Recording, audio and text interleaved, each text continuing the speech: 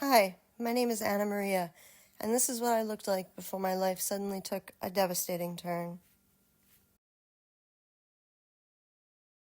These photos are from just a few years ago, at age 33, a short time before my whole life was turned upside down by a disease I never saw coming.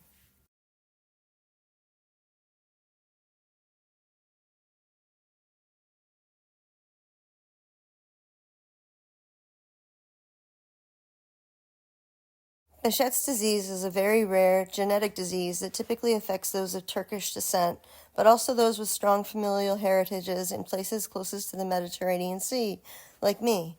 It begins with near constant painful mouth ulcers, which was all I experienced until a 10-year battle with Lyme disease sent it into overdrive. Behçet's causes your own body to attack itself, particularly your blood vessels, your skin, and your eyes. It causes unrelenting pain every waking moment. And then, when symptoms flare, the pain is so extreme, there simply aren't words to describe it.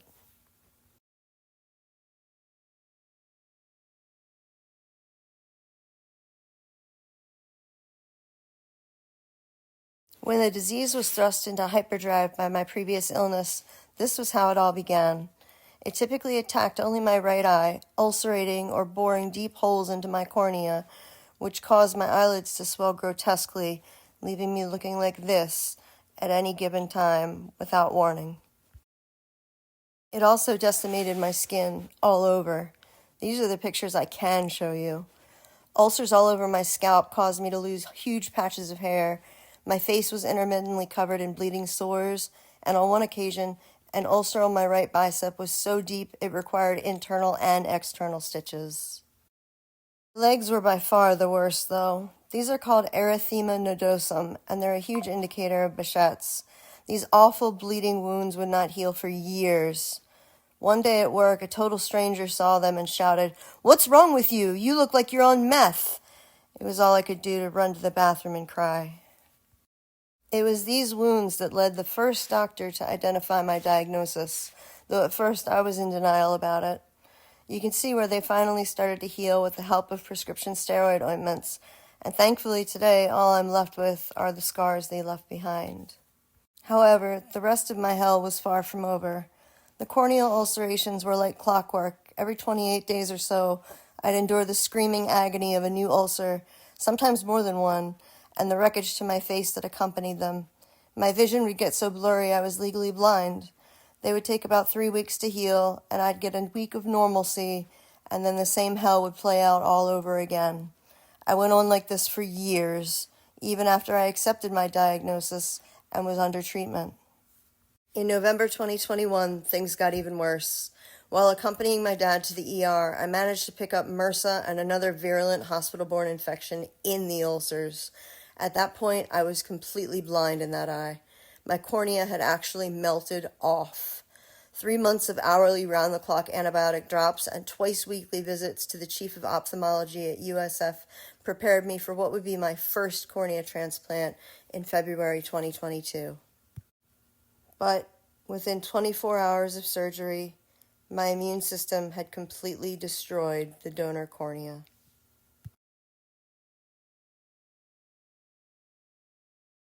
In a desperate attempt to save the donor cornea, surgeons actually sutured my eyelids together, complete with those super attractive styrofoam pieces I still don't know the reason for. These are the few photos of me I have from during those 5 months my eyelids were stitched together. As much of a freak as I'd felt like previously, having to walk around with styrofoam stitched to my eye really destroyed what little self-confidence I did still have left. This is how I coped. My red mirrored Ray-Ban aviators. I never took them off. I'm a professional photographer, and I literally completed entire indoor photo shoots with them on just to avoid having to explain my face. So to Ray-Ban, thank you from the bottom of my heart. The failed transplant behind me, the destroyed donor cornea meant I was now permanently blind in my right eye, at least until a second transplant could be attempted.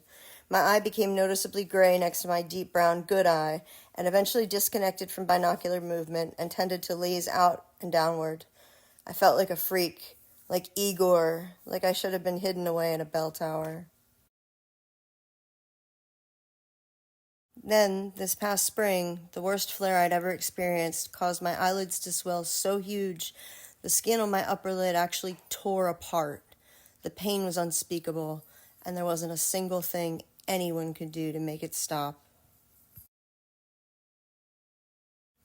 Worst of all, I endured every devastating, excruciating moment of all these years completely alone. The wound over my eye began to heal slowly, but left a distinct raised red scar that only compounded my self-loathing. I began treatment with an immunomodulator infusion called Remicade, and the flares began to subside. These are the photos of me I've been able to take in the 6 months since starting Remicade. My eye is still noticeably disfigured, but my skin is recovering finally with the help of constantly slathering myself in steroid ointments. But it wasn't until a few weeks ago, honestly, that I realized that my despondence over my appearance had caused me to completely give up on myself. I began investing in me again recently, and I think it shows. And this is a picture I took just yesterday. For the first time since all this began, I actually felt beautiful again. My light is back. It feels like I'm back, finally. People have been so cruel about my eye, my looks for so long, but suddenly I woke up and just didn't care anymore. This is who I am for now. Take me or leave me.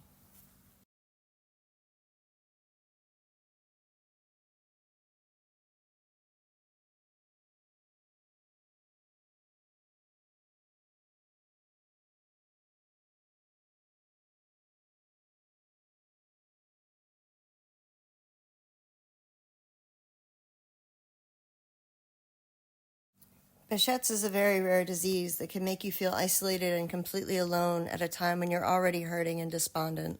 But you are not alone.